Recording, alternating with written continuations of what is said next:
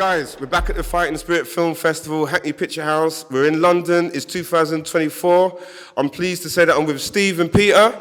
They share my passion for martial arts. I'm going to let them talk a little bit about what they do as well. So, Steve, over to you first, and then we'll go for Peter. Go, Steve. Oh, what I do, okay. What do you do? How did you get into martial arts? Well, martial arts or martial arts films? Martial arts films. Films comes first, and then that's what obviously got me into martial arts. Okay. Was actually the films first, but it was an old videotape of my uncle's that had Enter the Dragon and Bruce Lee, the Man, the Myth on it, and both versions had nunchucks in, so I got off to an early start. But then what really made me follow them a bit more religiously and start having to see more, because I was very young when I watched that tape, was Snake and Eagle Shadows. Someone rented that out in a video shop to keep the kids quiet, and it did the opposite for me and my brother, right? Yeah, we're off the sofa, mean, cat, snake, the lot, we were going mad with it. Yeah. And from that point onwards, I guess I caught the bug. Yeah. There was no stopping me from that point onwards. How far are we going back? What year are we talking? Probably about martial arts 80, 81, something like that, yeah.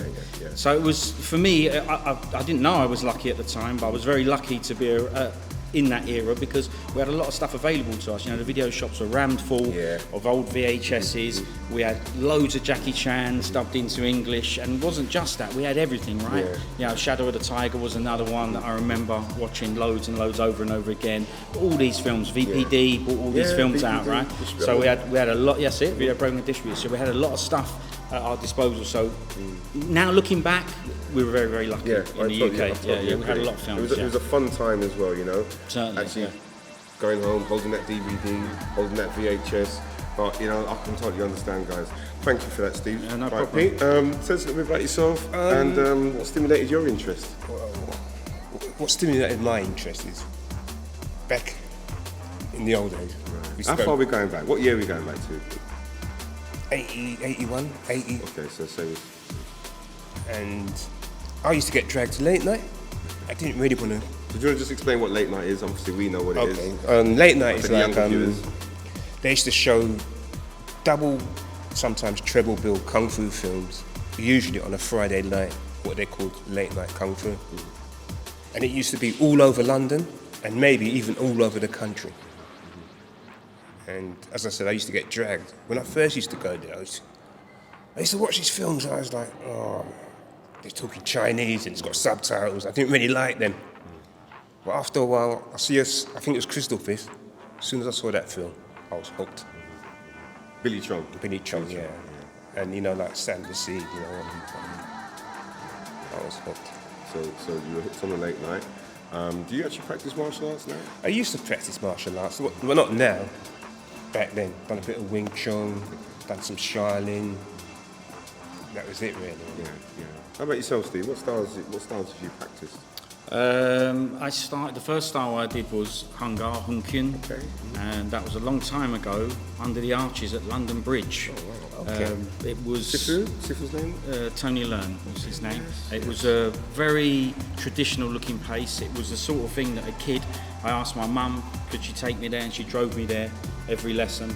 And when I walked in, I knew it was the place, because it wasn't a shiny hall with nice shined floors with loads of lighting. It was under railway arches. If it rained, there was leaks. The floors were all knobbly concrete. There were no levelled off. So when we did the press ups and that, you know, your knuckles were mashed from it. He had weapons all around, spears and all that all around, and poles all around. You had incense sticks. You had to go in and do the incense with a big, massive, called the Temple School of Kung Fu, and it had a big Buddha there as well. So for me, I looked at this and went, oh, brilliant, it's just like the movies. Authentic. Yeah, so that's what I first did, and then after that, because I was London based, there was quite a lot of choice. You know, if you move outside of London, the choices are a bit less, but there was always local stuff in your local area, you know, karate, taekwondo, there always was stuff available for people to do. But I was lucky in London, I got to try lots of other things. That same Sifu moved and started doing still wire, mantis, tonglung, so I did that for a bit, but I also jumped around all sorts of places and did Austin Go Wing Chun for a little bit, and I think what year did you start with Tony?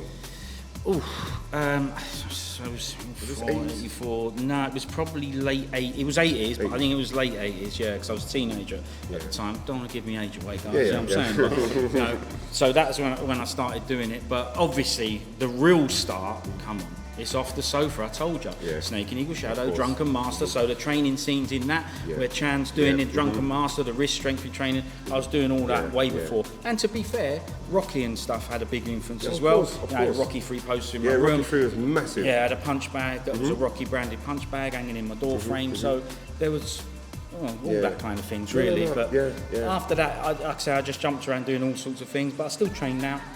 That's good, that's good. Yeah, now it's, Hunga? now it's Jeet Kune Do, Thai boxing, whatever I can get my hands on, but it's like a blend of martial arts now.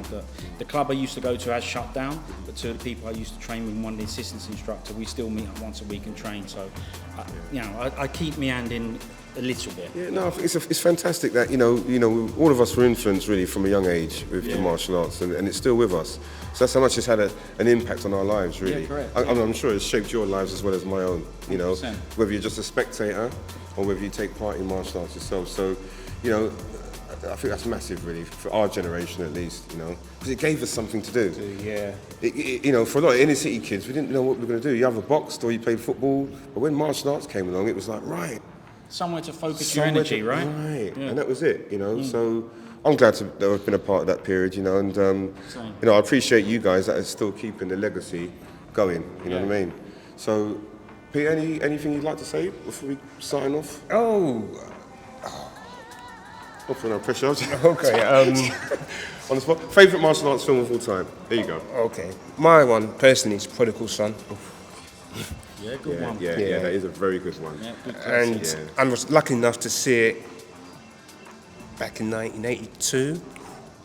Yeah, I think it was made in '81, wasn't it? So that was really as it came out. Yeah, come out.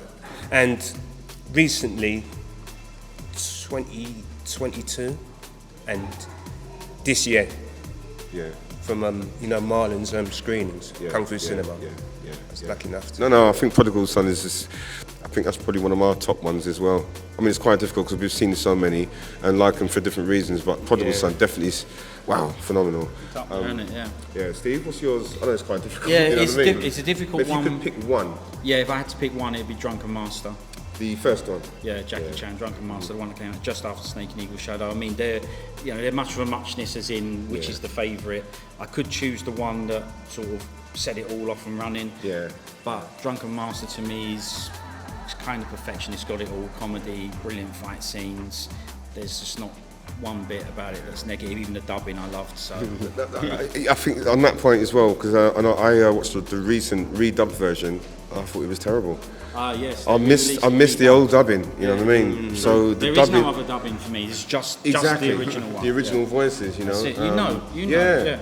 It's too clean. That was part of the whole movement, the dubbing, as you know. You know what I mean? So. Right. Yeah. That's important. Yeah. Yeah, it's a good point. You know. I watched that at late night, and I think it was in Cantonese. So.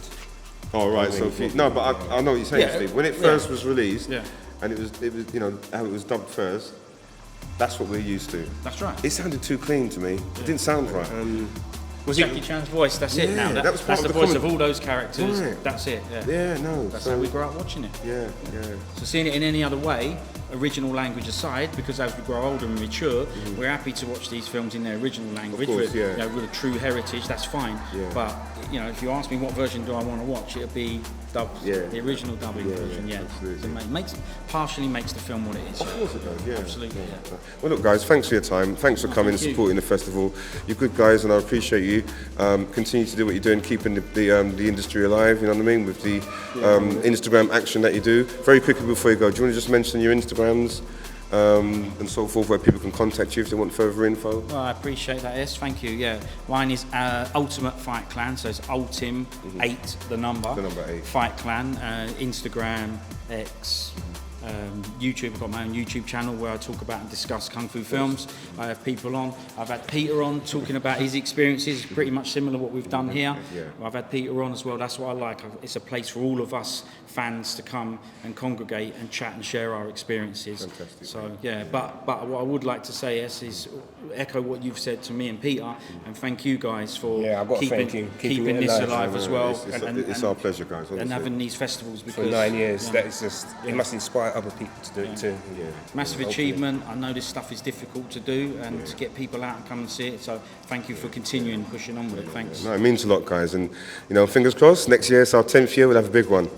Well, this was good, right? My Young Auntie. Yeah. Shaw Brothers, Love Allen, Of classic. course, of course. Right? So thanks for showing films like that as well, because you've got an arty film on now, Crouching Tiger, Hidden Dragon. Respect for those kind of films. You've got all the short films, so you've got all these independents coming out. Again, Nathan Gearing, the short you showed today, Flaming Assassin. Yeah, he's been on the channel. I've discussed everything with him. That's how I met Nathan, by inviting him onto the channel. Jonathan Chung, Hitman and the Assassin.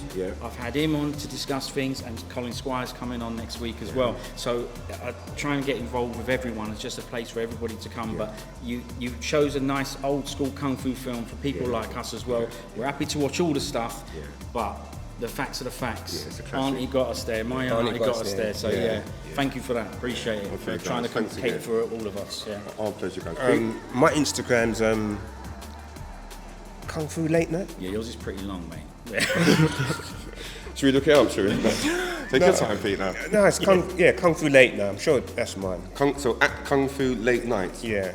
Okay. N-I-T-E or N-I-G-H-T? It's GH, I think. GH. So as it sounds, okay. All right, guys. And then you've got X as well, don't forget, or Twitter. Oh, I can't remember the names of these things. That's a long one as well, yeah. Okay, But there you just go. stick to the Instagram. He's on All right. there, yeah. Thanks so much, guys, No, yeah? cheers. Let's go and see the action again, all right? Yeah. Beautiful. Okay. Yes. Okay, thank you, Steve. Good. Yeah, good. Yeah, let's have a group hug. Yes.